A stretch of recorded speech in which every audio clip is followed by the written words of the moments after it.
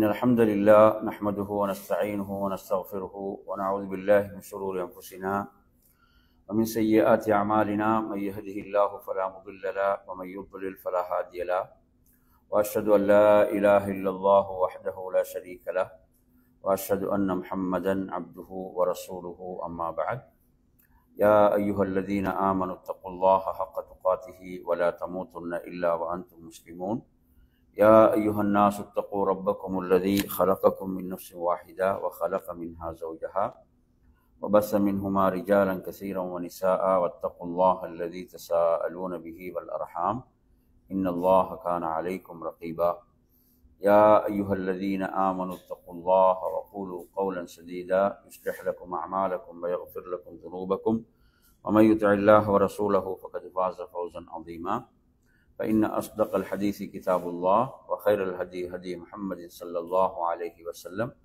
وشر الأمور محدثاتها وكل محدثة بدعة وكل بدعة ضلالة وكل ضلالة في النار. அன்பிற்குரிய என் அருமை சகோதரர்களே, அஸ்ஸலாமு அலைக்கும் வரஹ்மத்துல்லாஹி வபரகாத்துஹு.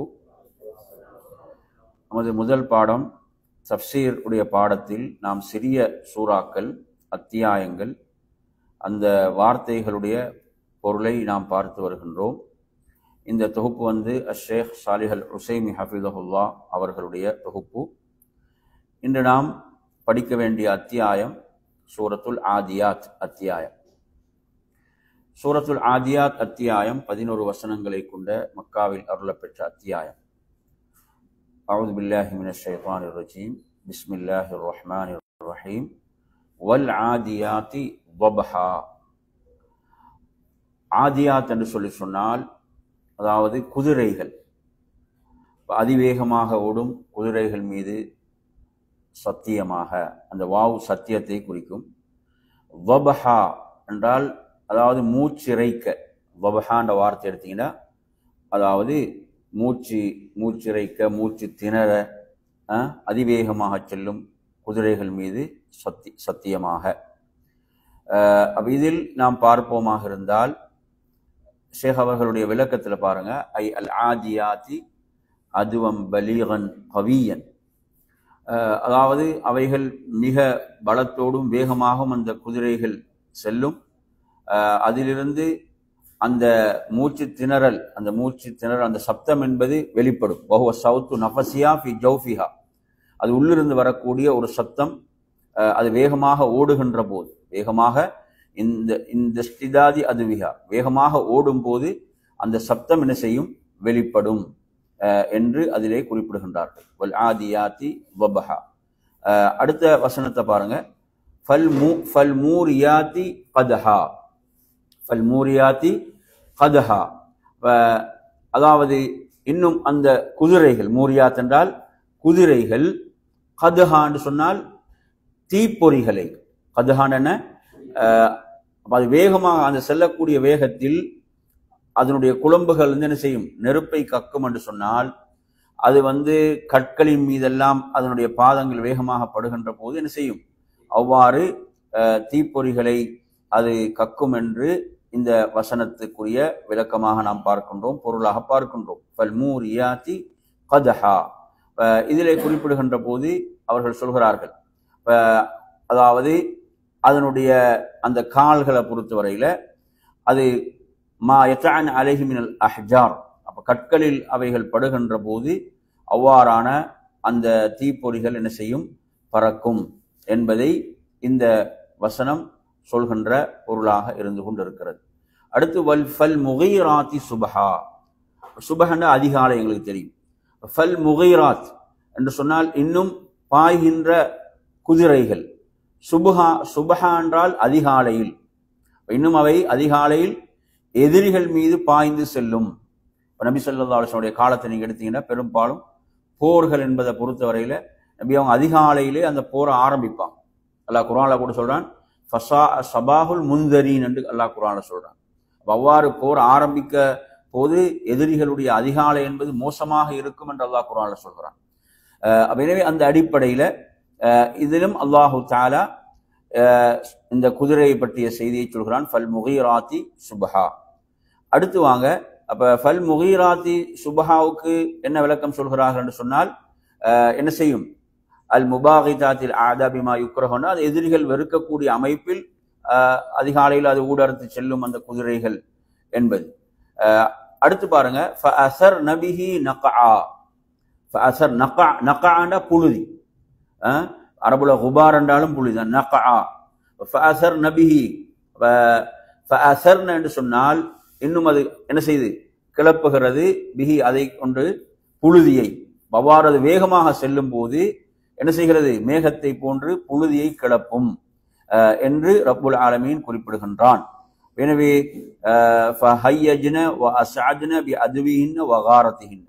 அவ்வாறு செல்கின்ற போது அது என்ன செய்யுது? புழுதியை கிளப்பக்கூடியதாக இருந்து நக்காண்டா குபார், நக்காண்டா குபார், குபார்னா புழுதி. அடுத்து வாங்க, வசத்துன்னா எங்களுக்கு தெரியும் நடு இல்லையா? அப்ப அது எதிரிகளுடைய அந்த நடுவில் நுழைகின்றன. ஜம்ஆனா அந்த எதிரிகளுடைய கூட்டம், எதிரிகளுடைய படையின் மத்தியில் அது என்ன செய்கிறது? நுழைந்து விடுகின்றன. அப்ப இவ்வளவு அல்லாஹு தஆலா இங்கு குதிரையை பற்றி சொல்கின்ற போது குதிரை எதோடு தொடர்படுத்தி சொல்கிறான் என்றால், எதிரிகளோடு போர் நடக்கின்ற போது அந்த எதிரிகளுடைய படைகளுக்குள் குதிரை எப்படியெல்லாம் அது செலுத்தப்படுகின்றன, நுழைகின்றன என்ற செய்திகளைத்தான் அல்லாஹ் இங்கு சொல்கிறான். அவற்றைத்தான் இங்கு சொல்கிறான். சொல்லிவிட்டு அல்லாஹ் சொல்கிறான் முக்கியமான, அதுக்கு பிறகுதான் இவ்வளவு சொல்லிட்டு அதுக்கு பிறகுதான் பதில் வருது. என்ன பதில் வருகிறது? இன்னல் இன்சான லிரப்பிஹி லகனூத். அப்ப நிச்சயமாக மனிதன் தனது ரப்புக்கு லகனூத், நன்றி கெட்டவனாக இருக்கிறான் என்று அல்லாஹு தஆலா குறிப்பிடுகின்றான். எனவே லகனூத் என்றால் லகஃபூரும் பிநிஅமத்தி ரப்பிஹி, அந்த ரப்புடைய நிஅமத்துகளுக்கு அவன் நன்றி கெட்டவனாக இருக்கிறான். இப்ப நாம் இதுல அல்லாஹு தஆலா குதிரையை சொல்லிவிட்டு, குதிரையுடைய இந்த தன்மைகளை எல்லாம் சொல்லிவிட்டு அல்லாஹு தஆலா மனிதன் தனது இறைவனுக்கு நன்றி கெட்டவனாக இருக்கிறான் என்று சொல்வதில் உள்ள முக்கியமான தொடர்பு என்ன அப்படின்னு நாம் பார்ப்போமாக இருந்தால், அதாவது குதிரை தனது எஜமானுக்கு எவ்வளவு நன்றி உள்ளதாக நடக்கிறது. அப்படித்தானே? குதிரையை எஜமானா படைத்தாரு இல்ல, அவர் என்ன செய்யறாரு? குதிரையை பராமரிக்கிறாரு, குதிரைக்குரிய உணவை கொடுக்கிறாரு. குதிரையை படைத்தவன் அல்லாஹ். எனவே அந்த பராமரிக்கக்கூடிய அந்த குதிரை அந்த எஜமானுக்கு எவ்வளவு நன்றி உள்ளதாக நடந்து கொள்கிறது. நீங்க எடுத்தீங்கன்னா போர்க்காலத்துக்குள்ள குதிரை செலுத்தப்படும் போது முதல்ல தாக்கப்படுவது குதிரை தான், முதல்ல வெட்டப்படுவது குதிரையுடைய கால்கள் தான், அதுதான் வெட்டப்படும். எனவே அந்த குதிரை என்ன செய்யுது? எஜமானுடைய கட்டளை கட்டுப்படுகிறது. கட்டுப்பட்டு என்ன செய்கிறது? தன்னை மாய்த்துக் கொள்கின்ற அளவுக்கு அது செல்கிறது. அப்ப இது அல்லாஹ் ஏன் இங்கு சொல்கிறான் என்றால், மனிதன் ரப்புக்கு எவ்வளவு நன்றி உள்ளவனாக இருக்க வேண்டும், மனிதன் தனது இறைவனுக்கு எவ்வளவு நன்றி உள்ளவனாக இருக்க வேண்டும். இந்த ஒரு பிராணியை இப்படி நன்றி உள்ளதாக எஜமானுக்கு நடந்து கொள்ளும் போது, எஜமானுக்கு இருக்கும் போது, மனிதனுக்கு இவ்வளவு வசதிகளை படைத்த ரப்புல் ஆலமீன் செய்து கொடுத்திருக்கிறான். அவனுக்கு இவ்வளவு நன்றி உள்ளவனாக மனிதன் இருக்க வேண்டும் என்பதற்குத்தான் அல்லாஹ் இதை அழகாக எடுத்து காட்டுகிறான். அல்லாஹ் இதை மிக அழகாக எடுத்து காட்டுகிறான். சுப்ஹானல்லாஹ். இப்ப பாருங்க, அப்ப இதுல எவ்வளவு பெரிய ஒரு படிப்பினை இருக்குது. மனிதன் சிந்திக்க வேணுமா இல்லையா? மனிதன் இதை நான் படைக்கல, அல்லாஹ் படைத்த ஒன்று. இது எனக்கு எவ்வளவு கட்டுப்படுகிறது, எனக்கு எவ்வளவு நன்றி உள்ளதாக இது நடந்து கொள்கிறது. சுப்ஹானல்லாஹ். எனவே அருமையான சகோதரர்களே, ரப்புல் ஆலமீன் சொல்கிறான், இன்னல் இன்சான லிரப்பிஹி லகனூத், நிச்சயமாக மனிதன் தனது ரப்புக்கு நன்றி கெட்டவனாக இருக்கிறான். இதில் இன்னொரு விளக்கம் அறிஞர்கள் சொல்வார்கள். என்ன விளக்கம் என்று சொன்னால், அதாவது மனிதனுக்கு சோதனைகள் வரும்போது, மனிதனுக்கு சோதனைகள் வரும்போது அவன் அல்லாஹ் செய்த எல்லா நியமத்துகளையும் மறந்து விடுகிறான். அல்லாஹ் அவனுக்கு செய்த எவ்வளவு நியமத்துகள் இருக்கும், அப்படியா இல்லையா? கணக்கிட முடியாத நியமத்துகள் இருக்கும். அந்த நியமத்துகளை எல்லாம் என்ன செய்கிறான்? அந்த நொடி பொழுதில் மறந்து விடுகிறான். அவனுக்கு ஒரு கஷ்டம் வரும்போது, ஒரு சோதனை வரும்போது என்ன செய்கிறான்? மறந்து விடுகிறான். நன்றி கெட்டவனாக இருக்கிறான். அல்லாஹ் எனக்கு என்னத்தை செய்தான்னு சொல்றான். அல்லாஹ் எவ்வளவு அவனுக்கு செய்திருக்கிறான், எவ்வளவு நியமத்துகள் அனுபவித்துக் கொண்டிருக்கிறான். அறிஞர்கள் சொல்வார்கள், அல்லாஹ்வுக்கு மாறு செய்பவன் கூட அல்லாஹ்வுடைய நியமத்தை அனுபவித்துக் கொண்டுதான் மாறு செய்கிறான். அல்லாஹ்வுக்கு மாறு செய்யறவன் கூட எதைத்தான் பயன்படுத்துறான்? எதை பயன்படுத்துறான்? அல்லாஹ் கொடுத்த நியமத்தை தான் பயன்படுத்துறான். அல்லாஹ்வுக்கு மாறு செய்வதற்கும் அவன் எதை பயன்படுத்துறான்? அல்லாஹ் கொடுத்த அருளை தான் பயன்படுத்துறான். அல்லாஹ் கொடுத்த அருளை அதை பயன்படுத்தி மாறு செய்கிறான். சுப்ஹானல்லாஹ். அருமையான சகோதரர்களே, அப்ப அடுத்து அல்லாஹ் சொல்கிறான் வ இன்னஹு அலா ஸாலிக லஷஹீத். ஷஹீத்னா என்ன? சாட்சி, அப்படித்தானே? வ இன்னஹு அலா ஸாலிக லஷஹீத். நிச்சயமாக அவனே இதற்கு சாட்சியாவான். நிச்சயமாக அவனே இதற்கு சாட்சியாவான். அவனே எதற்கு சாட்சி? எதற்கு? படைத்த ரப்புக்கு நன்றி கெட்டவனாக அவன் நடக்கிறானே, அதற்கு அவன் தான் யாரு? சாட்சி. நாளை மறுமையில் அவனுக்கு எதிராகவே வரப்போகிறான். அவனுக்கு எதிராகவே அவன் வரப்போகிறான். படைத்த ரப்புக்கு மாறு செய்கின்றவன் நாளை மறுமையில் அவனது உறுப்புகளே என்ன செய்கின்றன? நாளை மறுமையில் அவனுக்கு எதிராக சாட்சி சொல்ல ஆரம்பிக்கும். இன்னஹு அலா ஸாலிக லஷஹீத். இன்னஹு, நிச்சயமாக அவனே இதற்கு சாட்சியாவான். வேற எங்கேயும் வெளியில இருந்தாலும் சாட்சி தேவையில்லை. வெளியில இருந்தா என்ன சாட்சி தேவையில்லை. அவனே என்ன செய்ய, அவனது உறுப்புகளே என்ன செய்யும்? அவனுக்கு எதிராக பேச ஆரம்பிக்கும். அடுத்து பாருங்க, வ இன்னஹு லிஹுப்பில் கைரி லஷதீத். வ இன்னஹு லிஹுப்பில் கைரி லஷதீத். கைர் என்றால் இங்க என்னன்னா செல்வம். கைர் என்றா என்ன? இங்க செல்வம். கைர் என்றா நலவொன்று சொல்றோம் தானே, நலவொன்று சொல்றோம். இந்த இடத்துல கைருக்கு என்ன பொருள்? செல்வம். எனவே லஷதீத் என்றால் அதாவது மிக கடினமாக, மிக அதிகமாக அவன் என்ன செய்கிறான்? செல்வத்தை நேசிப்பவனாக இருக்கிறான். ஹுப் என்றா என்ன? நேசம். இன்னஹு லிஹுப்பில் கைரி லஷதீத். இதுல பாருங்க, இன்னஹு, இன்ன என்ற வார்த்தை எடுத்தாலும் ஷதீத் என்ற வார்த்தை கடுமையாக, செல்வத்தை அவன் மிக கடினமாக என்ன செய்கிறான்? மிக கடுமையாக அவன் நேசிக்கிறான். எனவே இது எதற்கு காரணமாக இருக்கிறது? இங்க செல்வத்தை அவன் கடினமாக நேசிப்பது எதற்கு காரணமாக இருக்குது? அல்லாஹ்வுக்கு நன்றி கெட்டவனாக நடப்பதற்கு. அல்லாஹ்வுக்கு அவன் நன்றி கெட்டவனாக நடப்பதற்கு இது காரணமாக இருக்குதா இல்லையா? அவன் செல்வத்தை அளவு கடந்து நேசிப்பது என்பது, செல்வத்தை அவன் அளவு கடந்து நேசிப்பது என்பது அது எதன்பால் அவனை தூண்டும்? பாவத்தினால். இப்படிதான் அல்லாஹ் மனிதனுக்குள்ள அதன் மீது அந்த முஹப்பத்தை போட்டுதான் இருக்கிறான். இல்லன்னு இல்லை. செல்வத்தின் மீது நேசம் என்பது யார் ஏற்படுத்தியதுதான்? அல்லாஹ் ஏற்படுத்தியதுதான். அல்லாஹ் ஏற்படுத்தியதான். அதுல மாற்று கருத்து கிடையாது. ஆனா அல்லாஹ் அதை ஏன் ஏற்படுத்தினான்? எதற்கு? சூரத்துல் கஹ்ஃப்ல நீங்க படிங்க, ஒரு வசனம் எப்படி வரும்? இன்னா ஜஅல்னா மா அலல் அர்தி ஸீனத்தன். இன்னா ஜஅல்னா மா அலல் அர்தி ஸீனத்தன் லஹா லினப்லுவஹும் அய்யுஹும் அஹ்ஸனு அமலா. அதாவது பூமிக்கு மேல் உள்ளவற்றை நாம் ஏன் அலங்கரித்திருக்கிறோம்? பூமிக்கு மேல் உள்ளது, அதுல எங்களுக்கு ஒரு ஆசை வரலண்டா என்ன? அங்க சோதனை இருக்குதா? சோதனை இல்லை. அதெல்லாம் அல்லாஹ் அலங்கரித்து வைத்திருப்பது மனிதன் என்ன செய்யறான்? அது தனக்கு வேண்டும் என்று விரும்புகிறான். இது எனக்கு வேணும், இது எனக்குரியதாக இருக்க வேண்டும், எனக்கு இப்படி ஒரு வீடு இருக்க வேண்டும், இப்படி ஒரு வசதி உள்ள ஒரு வாகனம், இப்படி மனிதன் விரும்புறானா இல்லையா? அப்ப அவை இதெல்லாம் அலங்கரித்தது யாரு? அல்லாஹ். எதற்காக? சோதிப்பதற்காக. அல்லாஹ் என்ன சொல்றான்டா, அவர்களில் யார் செயல்களால் சிறந்தவர்களாக இருப்பார்கள், செயல்களில் சிறந்த செயல்களுக்குரியவர்களாக மாறுகிறார்கள் என்பதை பரிசோதிப்பதற்கு தான் என்று அல்லாஹு தஆலா சொல்கிறான். அப்ப செல்வத்தின் மீது உள்ள நேசம் என்பது சோதனை. அது என்ன? சோதனை. அப்ப அந்த சோதனையில யார் என்ன செய்யறது? வெற்றி பெறுவது. இன்னமா அம்வாலுக்கும் அவுலாதுக்கும் என்ன? ஃபித்னா வல்லாஹு இந்தஹு அஜ்ருன் அதீம். அல்லாஹ் எப்படி சொல்றான்? உங்களுடைய செல்வம், உங்களுடைய பிள்ளைகள் சோதனை. அடுத்து என்ன சொல்றான்? வல்லாஹு இந்தஹு அஜ்ருன் அதீம். அல்லாஹ்விடத்தில் மகத்தான கூலி இருக்கிறது இந்த சோதனையில வெற்றி பெற்றால். இது சோதனை. இந்த சோதனையில் நீங்கள் வெற்றி பெற்றால் அல்லாஹ்விடத்தில் என்ன இருக்குது? மகத்தான கூலி இருக்கிறது, மகத்தான கூலி இருக்கிறது என்று அல்லாஹு தஆலா குர்ஆன்ல சொல்கிறான். எனவே நறுமையானது. அப்ப செல்வத்தின் மீது நேசம் இருக்கிறது. அந்த நேசம் என்பது என்ன செய்யப்பட வேண்டும்? சொல்லுங்க. நிர்வகிக்கப்பட வேண்டும். என்ன செய்யப்பட வேண்டும்? நிர்வகிக்க பழகிக் கொள்ள வேண்டும். எப்படி நிர்வகிக்கிறது?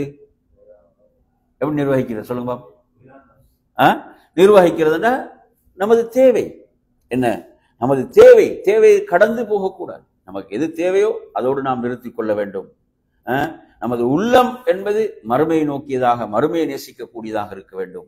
எனவே நறுமையான சகோதரர்களே, இதை சொல்லிவிட்டு அல்லாஹ் ஒரு கடுமையான எச்சரிக்கை பாருங்க. அஃபலா யஅலமு அஃபலா யஅலமு இதா புஅசிர மா ஃபில் குபூர் அஃபலா யஅலமு இதா புஅசிர மா ஃபில் குபூர். அவன் அந்த கபரிலிருந்து எழுப்பப்படுகின்ற அந்த நேரம் இருக்கிறதே, அவன் அந்த கபரிலிருந்து எழுப்பப்படும் அந்த நேரம், எனவே அந்த நேரத்தை பொறுத்தவரையில அதை அவன் அறிந்து கொள்ளவில்லையா என்று அல்லாஹு தஆலா கேட்கிறான். அந்த கபரிலிருந்து எழுப்பப்படுகின்ற போது அவனது உள்ளத்தில் உள்ளவைகள் எல்லாம் அறியப்பட்டுவிடும் என்பதை அவன் அறிந்து கொள்ளவில்லையா? அப்ப என்ன, நிச்சயமாக அவன் எழுப்பப்படுவான். நிச்சயமாக அவன் என்ன செய்யப்பட போகிறான்? எழுப்பப்பட போகிறான். படைத்த ரப்பின் முன்னால் விசாரிக்கப்பட போகிறான். இந்த இல்ம் இதை அவன் அறிந்து கொள்ளவில்லையான்னு அல்லாஹு தஆலா கேட்கிறான். அப்போ ஒவ்வொன்றுக்கும் கணக்கு கொடுத்தாக வேண்டும். அடுத்து வஹுஸ்ஸில மாஃபி சுதூர், வஹுஸ்ஸில மாஃபி சுதூர், சுதூர் என்ன? நெஞ்சங்கள். அப்ப நெஞ்சங்களில் உள்ளவைகள் என்ன செய்யப்படும்? அதாவது பிரித்தறியப்படும். அந்த நெஞ்சங்களில் உள்ளவைகள் எல்லாம் அறியப்பட்டு விடும் என்பதை அவன் அறிந்து கொள்ளவில்லையா? உள்ளத்துல எதெல்லாம் அதெல்லாம் என்ன செய்யப்பட்டு விடும்? வெளிப்படுத்தப்பட்டு விடும். இன்று அல்லாஹ் அவற்றையெல்லாம் மறைத்து வைத்திருக்கிறான் இந்த உலகத்துல. சுப்ஹானல்லாஹ். அடுத்து இன்ன ரப்பஹும் பிஹிம் யௌமைதின் லகபீர், நிச்சயமாக அதாவது படைத்த ரப்புல் ஆலமீன் அறிந்திருக்கிறான். அன்றைய அந்த நாள்ல யார் மனிதர்களுடைய, நிச்சயமாக மனிதனுடைய இறைவன் தீயவன் யார் நல்லவன் யார் என்று அவர்களை அந்நாளில் நன்கு அறிந்து கொள்வான் என்று ரப்புல் ஆலமீன் சொல்றான். இன்றும் அல்லாஹ் அறிந்தவனாகத்தான் இருக்கிறான். நாளை மறுமையில் என்ன செய்யப்படும்? எல்லாம் பிரித்து நல்லவர்கள் வேறு தீயவர்கள் வேறு என்று அடையாளப்படுத்தப்படும். எனவே நறுமையான சகோதரர்களே, இந்த சூரத்துல் ஆதியாத் அத்தியாயம் மிக ரத்தின சுருக்கமாக மிக முக்கியமாக சொல்லக்கூடிய செய்தி என்ன சொல்லுங்க. அதாவது முதலாவது அல்லாஹ் சொல்றான், ஒரு குதிரையை சொல்லிவிட்டு அந்த குதிரை எப்படியெல்லாம் போர்க்களத்தில் அது எஜமானுக்கு செய்சாய்க்கிறது என்பதை சொல்லி அல்லாஹ் என்ன சொல்கிறான்? மனிதன் ரப்புக்கு நன்றி உள்ளவனாக நடக்க வேண்டும் என்றுதானே சொல்றான். மனிதன் ரப்புக்கு நன்றி உள்ளவனாக நடக்க வேண்டும் என்று சொல்றான். அடுத்து அல்லாஹ் ஒரு காரணத்தை சொல்றான். அடுத்து ஒரு காரணத்தை அல்லாஹ் சொல்கிறான், மனிதன் ஏன் ரப்புக்கு நன்றி கெட்டவனாக நடந்து கொள்கிறான் என்பதற்கு ஒரு காரணத்தை சொல்றான். என்ன காரணம் அது? செல்வத்தின் மீது உள்ள அந்த பேராசை. இதுதான் என்ன செய்கிறது? அவனை படைத்த ரப்புக்கு நன்றி உள்ளவனாக நடப்பதை விட்டு தடுக்கின்றது, தடையாக இருக்கிறது. அப்ப இங்க இது ஒரு சோதனை. இது என்ன? இந்த சோதனை. அப்ப இந்த சோதனையில் நானும் நீங்களும் வெற்றி பெற வேண்டும். அடுத்து அல்லாஹ் எதை சொல்லி எச்சரிக்கிறான்? கபரிலிருந்து நீங்க நிச்சயமாக எழுப்பப்படுவீர்கள். அப்ப கபரிலிருந்து ஏன் எழுப்பப்படுவீர்கள்? எதற்காக? அதாவது உங்களுடைய செயல்களுக்கு கூலி வழங்கப்படுவதற்காக, உங்களுடைய செயல்களுக்கு கூலி வழங்கப்படுவதற்காக. அந்த நேரத்துல நீங்க உங்களோட உள்ளத்தில் மறைத்தவைகள் எல்லாம் வெளிப்படுத்தப்படுகின்ற, அல்லாஹ் சொல்றானே இல்ல, யௌம துபுலஸ் சராயிர் என்று சொல்றான் குர்ஆன். மற்றவர்கள் எப்படி? யௌம துபுலஸ் சராயிர், மறைவானவைகள் எல்லாம் வெளிப்படுத்தப்படும் நாள், மறைவானவைகள் எல்லாம் வெளிப்படுத்தப்படும் நாள் என்று அல்லாஹு தஆலா சொல்கிறான். எனவே அதை அல்லாஹ் நமக்கு சொல்கிறான். அந்த இவற்றை சொல்லி அப்ப ரப்புல் ஆலமீன் மனிதனை எதன்பால் அழைக்கிறான்? மனிதனை எதன்பால் அழைக்கிறான்? அல்லாஹ்வுக்கு நன்றியுள்ள ஒரு அடியானாக நீ வாழ வேண்டும். அல்லாஹ்வுக்கு ஒரு நன்றியுள்ள அடியானாக நீ நடந்து கொண்டால் உனக்கு படைத்த ரப்பிடத்துல மகத்தான கூலி இருக்கிறது என்பதைத்தான் அல்லாஹு தஆலா இந்த அத்தியாயத்தின் மூலம் நமக்கு கற்றுத்தருகின்ற பாடமாக இருக்கிறது. அதே போன்று அல் ஹைர், இங்க பாருங்க, ஹைர் என்ற வார்த்தை தான் எதுக்கு பயன்படுத்தப்படுது? செல்வத்துக்கு. இல்லைங்களா? ஹைர் என்ற வார்த்தை தான் செல்வத்துக்கு பயன்படுத்தப்படுது. செல்வத்தை பொறுத்தவரையில ஒருவன் செல்வத்தின் மூலம் என்ன செய்ய முடியும்? இறை நெருக்கத்தை பெற முடியும். நாளை மறுமையில் மிகப்பெரிய அந்தஸ்துகளை பெற்றுக்கொள்ள முடியும். இப்ப செல்வத்தை முழுமையாக மார்க்கம் இருக்குதா? அப்படி சொல்லல இஸ்லாம். அதாவது செல்வம் என்பது எப்படிப்பட்டது என்று சொன்னால், அதே அறிஞர்கள் சொல்வார்கள், நீங்க செல்வத்தை எப்படி மாற்ற வேண்டும் என்றால், நீங்க கபருக்கு கொண்டு போகும்போது உங்களோட செல்வம் உங்களை வரவேற்க வேண்டும். எப்படி சொல்லுவாங்க? நீங்க கபருக்கு உங்களோட ஜனாசா சுமந்து செல்லப்படுது, உங்களோட ஜனாசா கபர்ல வைக்கப்பட போகுது. உங்களோட ஜனாசா கபர்ல வைக்கப்படுகின்ற போது, கபரின் பக்கம் உங்களோட ஜனாசா கொண்டு செல்லப்படும் போது உங்களோட செல்வம் உங்களை வரவேற்க வேண்டும். எப்படி வரவேற்கும்? அவர் அந்த செல்வத்தை சதக்காவாக, தர்மமாக அல்லாஹ்வுடைய வழியில் செலவு செய்திருப்பாராக இருந்தால், அதற்குரிய ஜகாத்தை நிறைவேற்றி இருப்பாராக இருந்தால், அந்த செல்வம் என்ன செய்யும்? அவரை கபர்ல வரவேற்கும். அப்படித்தானே? அவர் ரசூலுல்லாஹ் சொல்றாங்க, ஒரு ஜனாசாவோடு 3 விஷயங்கள் செல்கின்றன, என்ன செஞ்சிடும்? 2 திரும்பி வந்துவிடும், 1 அவரோடு இருக்கும். எது திரும்பி வரும்? உறவினரும் அவருடைய செல்வம். அவரோடு கபர்ல தங்க போகின்ற செல்வம் எது? அவர் முன்கூட்டி அனுப்பியது. அவர் என்ன செய்யறாரு? முன்கூட்டி அனுப்பிய செல்வம். முன்கூட்டி அனுப்பிய செல்வம் இருக்கிறதே, அந்த செல்வம் அவரை என்ன செய்யும்? அவரை பாதுகாக்கும். அவரை பாதுகாக்கும். அவருக்கு மறுமையில் நிழல் கொடுக்கக்கூடியதாக மாறும். எனவே நறுமையான சகோதரர்களே, அந்த அடிப்படையில இந்த இடத்துல நாம் கவனிக்க வேண்டிய விஷயம், இஸ்லாமிய மார்க்கம் அற்புதமான மார்க்கம். சரிதானே? செல்வத்தை, பொருளாதாரத்தை தேடுறதெல்லாம் தடுக்கல். நாங்கள் சூரத்துல் ஜும்மால கூட பார்க்கிறோம், ஃபைதா குதியத்திஸ் ஸலா ஃபந்தஷிரு ஃபில் அர்த் வப்தகு மின் ஃபத்லில்லாஹ். தொழுகை, ஜும்மாவுடைய தொழுகை முடிந்து விட்டால் நீங்க என்ன செய்ய?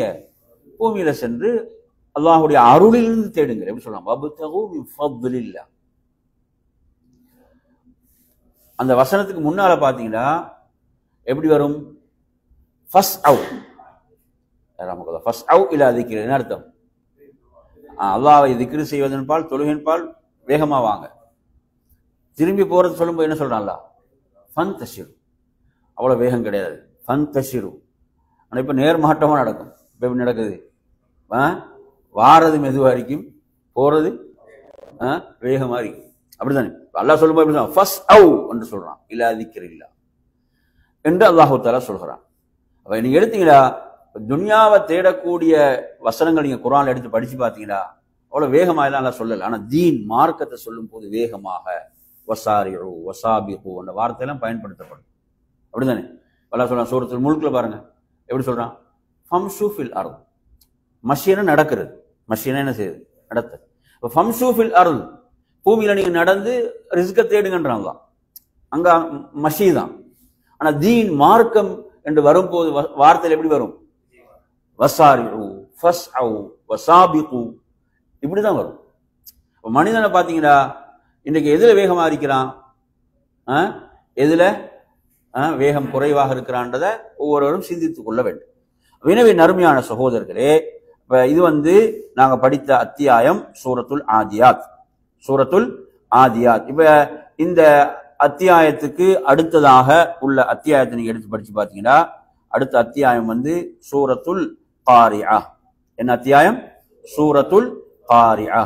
இந்த அத்தியாயமும் நமது ஈமானை அதிகப்படுத்துகின்ற, அச்சத்தை ஏற்படுத்துகின்ற அத்தியாயம். அல் காரிஆ என்று சொன்னால் என்ன அர்த்தம்? அல் காரிஆ என்பது, அதுல ஷேக் அவங்களோட விளக்கத்தை நீங்க எடுத்து படிச்சு பாத்தீங்கன்னா அவர் சொல்றார், அல் காரிஆ மின் அஸ்மாஇ யௌமில் கியாமா. மின் அஸ்மாஇ யௌமில் கியாமா என்ன அர்த்தம்? கியாமத் நாளுடைய பெயர்கள்ல ஒன்றுதான், ஒரு பேர், நிறைய பேர் இருக்கு கியாமத் நாளைக்கு, அதுல ஒரு பேர் அல் காரியா. அல் காரியா என்பது மறுமைக்குரிய பெயர்கள்ல ஒன்று. புரியுதா சொல்றது? அதாவது அது உள்ளங்களை என்ன செய்யும் என்றால் நடுங்க செய்யும். உள்ளங்களை, மனித உள்ளங்களை நடுங்க செய்யக்கூடியது. அந்த மறுமையுடைய அமளி துமளிகள் என்பதெல்லாம் அவனை மிகவும் அச்சத்தில் ஆழ்த்தக்கூடியது என்ற அர்த்தம் அந்த வார்த்தைக்கு உண்டு. அல் காரிஆ, மனிதர்களை திடுக்கிடச் செய்யும் சம்பவம். மல் காரிஆ என்ற என்ன அர்த்தம்? அல்லாஹ் கேள்வியாக கேட்கிறான். மீம் அங்க என்னதான்? ஹர்ஃபுல் இஸ்திஃபாம், கேள்விக்கு வரக்கூடியது. அத்தகைய திடுக்கிடச் செய்யும் சம்பவம் என்ன? மல் காரிஆ. அடுத்து என்ன? வமா அதுராக மல் காரிஆ, திரும்பவும் கேள்வி. நபியை திடுக்கிடச் செய்யும் சம்பவம் இன்னதென்று நீர் அறிவீரா என்று அல்லாஹு தஆலா கேட்கிறான்.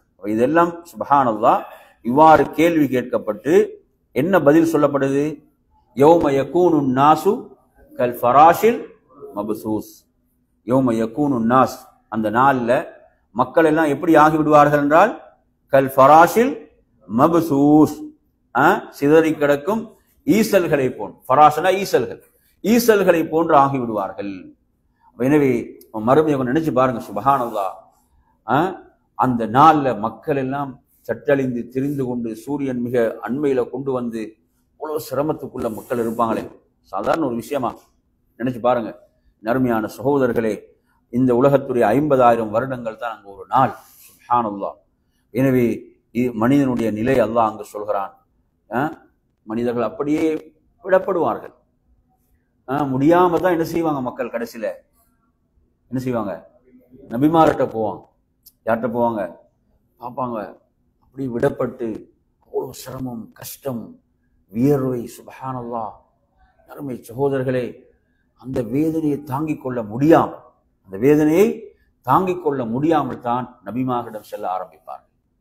நபிமார்களிடம் சென்று அல்லாஹ்விடத்தில் பரிந்து பேசுங்கள், ஷஃபாத்து செய்யுங்கள் என்று கேட்டுக்கொள்வார்கள் என்ற செய்தியை பார்க்கிறோம். அருமையான சகோதரர்களே, அல் கல் ஃபராஷில் மபசூஸ் என்று சொன்னால், அதாவது ஃபர்ஹுல் ஜராதி ஹீன யஹ்ருஜு மின் பைதிஹி, அந்த வெட்டுக்கிளியுடைய ஜராதன வெட்டுக்கிளி, அதனுடைய அந்த முட்டையிலிருந்து வெளிப்படுகின்ற குஞ்சுகள் ஒன்றன் மேல் ஒன்றாக அது இருக்கும். மபசூஸ் என்ற முன்தஷிர், பரவியதாக இருக்கும் என்ற ஒரு விளக்கத்தை அதிலே அவர்கள் சொல்கிறார்கள். அடுத்த நறுமையான சகோதரர்களே, வதகூனுல் ஜிபாலு கல் இஹ்னில் மன்ஃபூஸ், மலைகள் எப்படி இருக்கும் சொல்லுங்க? மலைகள் கல் இஹ்னில் மன்ஃபூஸ், அதாவது கொட்டப்பட்ட பஞ்சுகளை போன்று ஆகிவிடும். இவ்வளவு பலமான மலைகளை நாங்கள் பார்க்கிறோம். இந்த மலைகள் எல்லாம் இப்படி மாறும். இந்த காட்சிகளை மனிதன் பார்ப்பான். அதை சொல்லிட்டு அல்லாஹ் சொல்றான், அங்கே எல்லாம் முக்கியமாக கவனிக்க பாருங்க, மனிதனுடைய செயல்கள் தான். அம்மாமன் சகுலத் மவாசீனு இதா ஜுல்சிலாவிலும் படிக்கும் போது எதை படித்தோம்? யௌம யஸ்துரு நாசு அஷ்டாத்தன் லியுரவ் அமாலஹும். மனிதன் எல்லாம் பல பிரிவுகளாக எதுக்கு வருவாங்க சொல்லுங்க? அவங்களோட செயல்களை பார்க்க தான், அவங்களோட செயல்கள் தான் காட்டப்படும். அதே மாதிரி அல்லாஹ் சொல்றான், அம்மாமன் சகுலத் மவாசீனு, இவருடைய அந்த நன்மையின் எடை கனத்ததோ ஃபஹுவ ஃபீ ஈஷத்திர் ராதியா, அவர் பொருத்தமான திருப்தி உள்ள நிம்மதியான சுகமான வாழ்க்கையில இருப்பார்.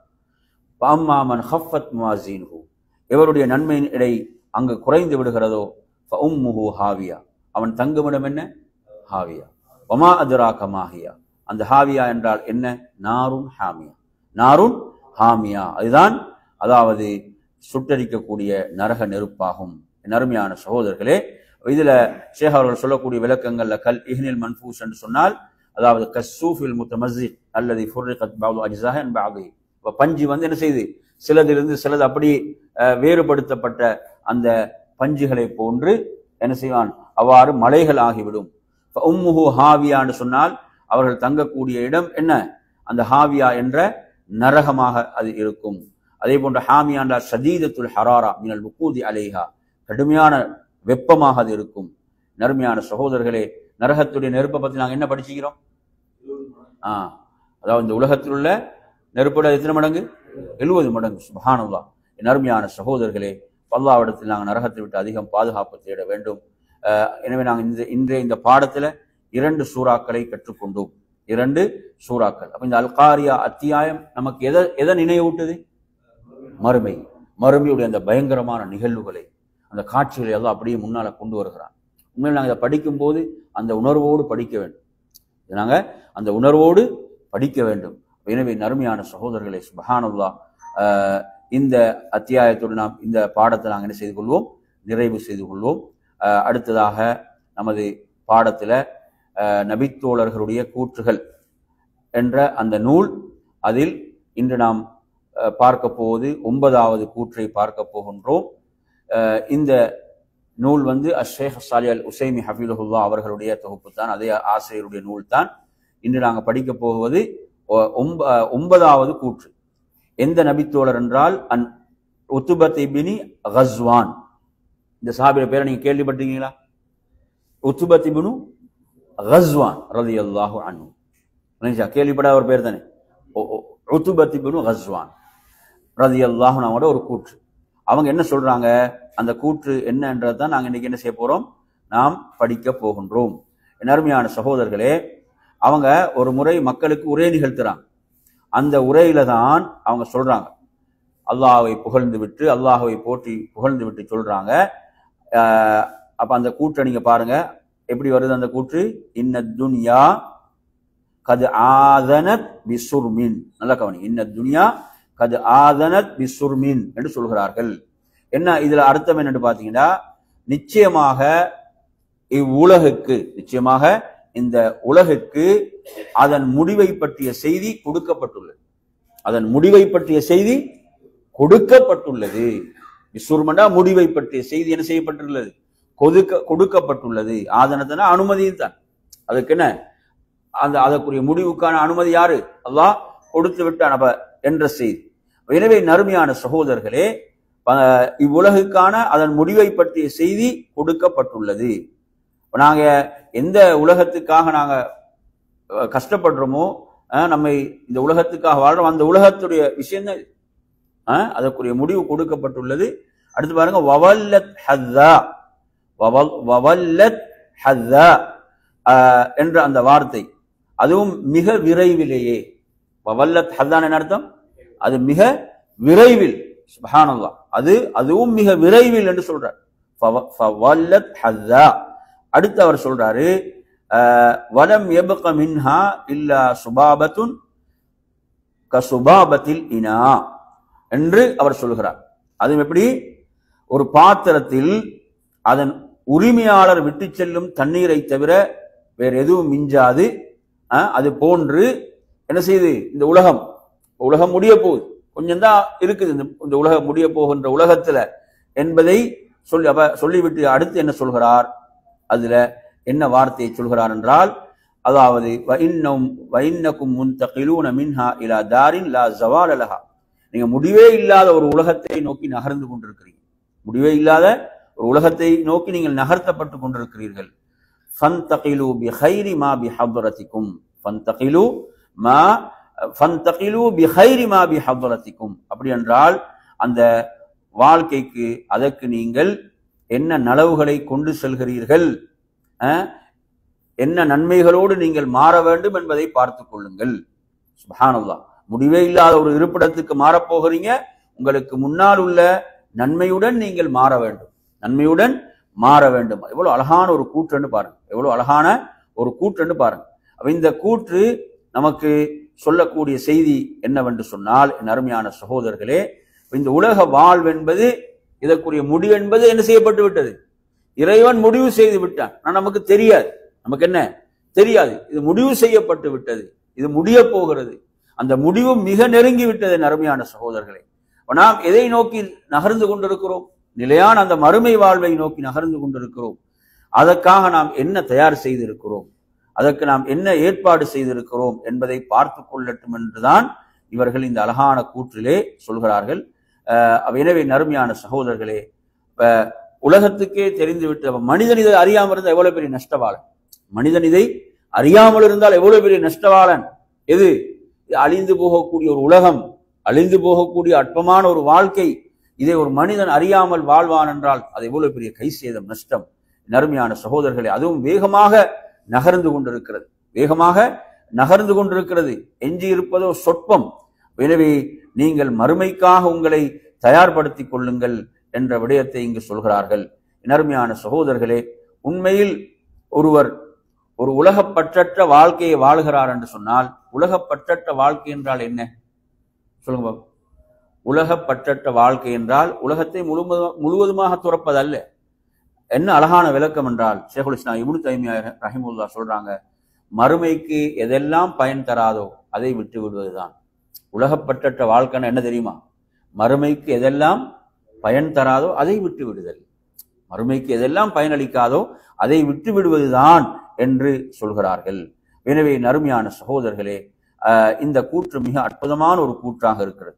நாம் நம்மை மறுமைக்காக தயார்படுத்திக் கொள்வதற்கு நிறைய செய்திகள் குர்ஆன் ஹதீஸ்ல வருகிறது இது பற்றி. எனவே இதுல இந்த நபித்தோழருடைய இந்த அழகான வார்த்தைகள் நமக்கு சொல்லக்கூடிய இந்த செய்தி. சஹாபியுடைய பேர் என்ன? உத்பத் இப்னு கஸ்வான் என்ற பெயரை கொண்ட சஹாபி. கஸ்வான் என்பது அவருடைய தந்தையுடைய பெயர், அவரது பாட்டனுடைய பெயர் இப்னு ஜாபிர் அல் மாசினி, அவரது பாட்டனுடைய பெயர் ஜாபிர் அல் மாசினி. அதே போன்று இவர் அப்து ஷம்ஸ், அதே போன்று நௌஃபல் என்ற அந்த கோத்திரங்களோடு ஒப்பந்தத்தோடு வாழ்ந்தவர்கள். இவர் அபு அப்துல்லாவுடைய தந்தை என்று அழைக்கப்பட்டார். இவர் எப்ப மரணித்தார் என்றால் ஹிஜ்ரி 17 மரணித்தார். ஹிஜ்ரி எத்தனைல? 17. ஹிஜ்ரி 17 மரணிக்கிறார். பஸ்ராவிலிருந்து மதீனாவுக்கு வரும் போது மரணிக்கிறார். பஸ்ராவிலிருந்து மதீனாவுக்கு வருகின்ற போது வரும் வழியிலே இவர் மரணித்தார் என்பது இவர் தொடர்பான அந்த சுருக்கமான செய்திகள். எனவே நறுமையான சகோதரர்களே, இவர்களை பொறுத்தவரையில அடுத்ததாக இவர் தொடர்பான செய்திகள்ல ஆரம்பத்திலே இவர் இஸ்லாத்துக்கு வந்தவர்கள்ல ஒருவராகவும் இவரை பற்றிய செய்திகளை நாங்கள் பார்க்கின்றோம்.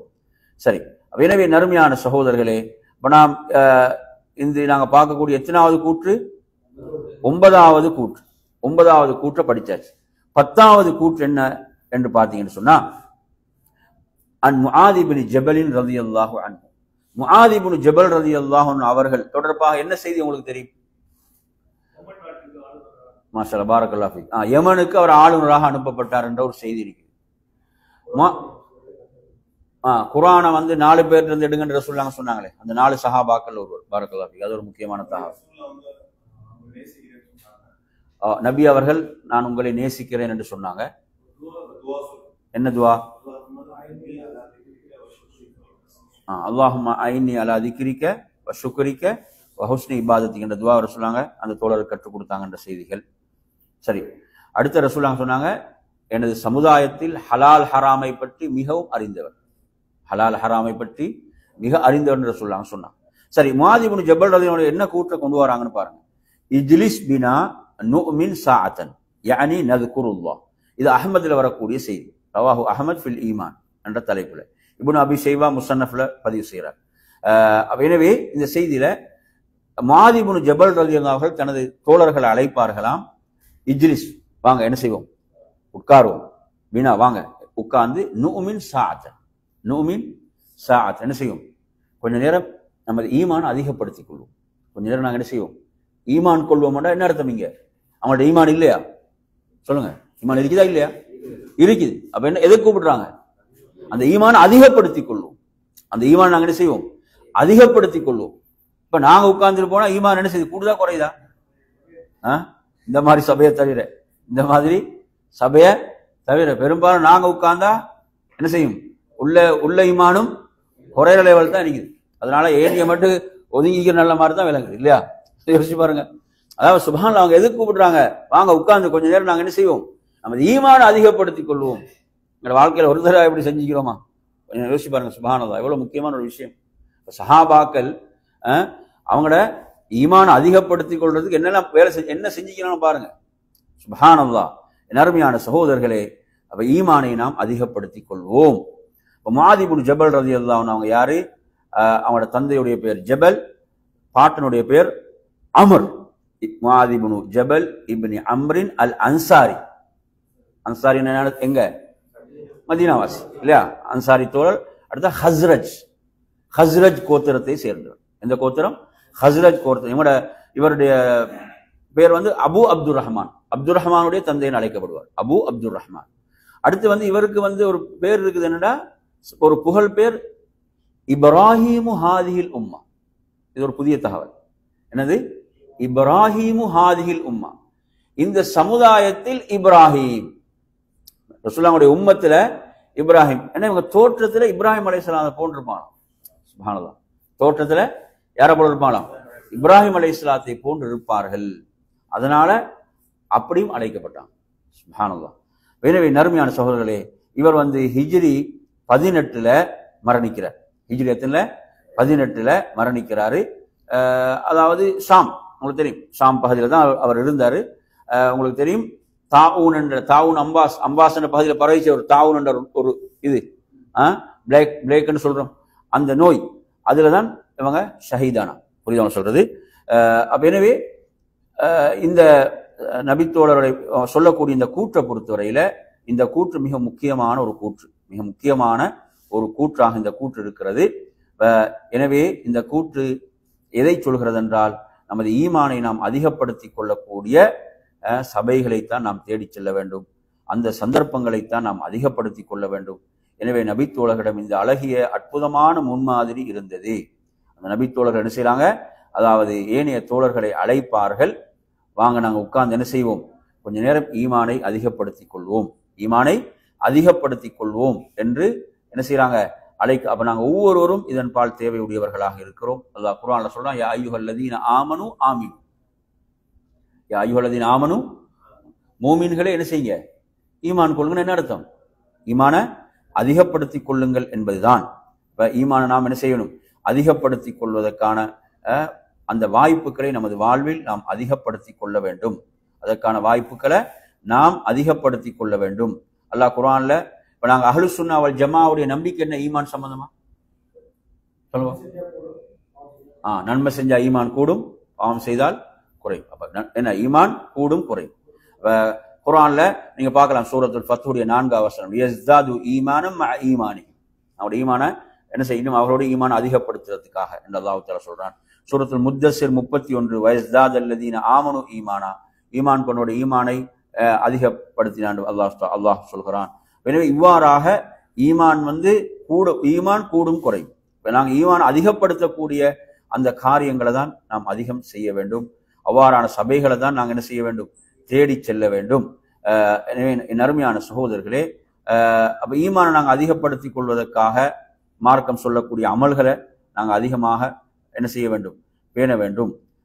ஈமானுடைய இன்பத்தை நாங்கள் அடைந்து கொள்வதற்காக பாவங்களிலிருந்து நாம் விலகி கொள்ள வேண்டும். பாவங்களை பொறுத்தவரை என்ன செய்யும்? அது ஈமானுடைய அந்த இன்பத்தை இல்லாமலாகும். அதே போன்ற என் அருமையான சகோதரர்களே, சஹாபாக்கள் ஒருவரை ஒருவர் சந்தித்து கொண்டால் அவங்க எந்த சூறா ஓதுவாங்கன்ற ஹதீஸ்ல படிச்சுக்கிறோம்?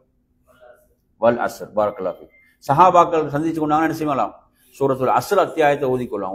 ஓதி என்ன செய்வாங்க? அந்த விஷயங்களை, மார்க்க விஷயங்களை ஞாபகப்படுத்திக் கொள்வார்கள் என்ற செய்தியை நாங்கள் பார்க்கிறோம். எனவே அந்த அடிப்படையில் அருமையான சகோதரர்களே, இந்த செய்தியில இவ்வாறான சிறப்புகள் இதில் இருக்கின்றன. அதே போன்று முஆதி இப்னு ஜபல் ரலியல்லாஹு அன்ஹுடைய சிறப்புகளை நாங்கள் இதில் அறிந்து கொண்டோம்.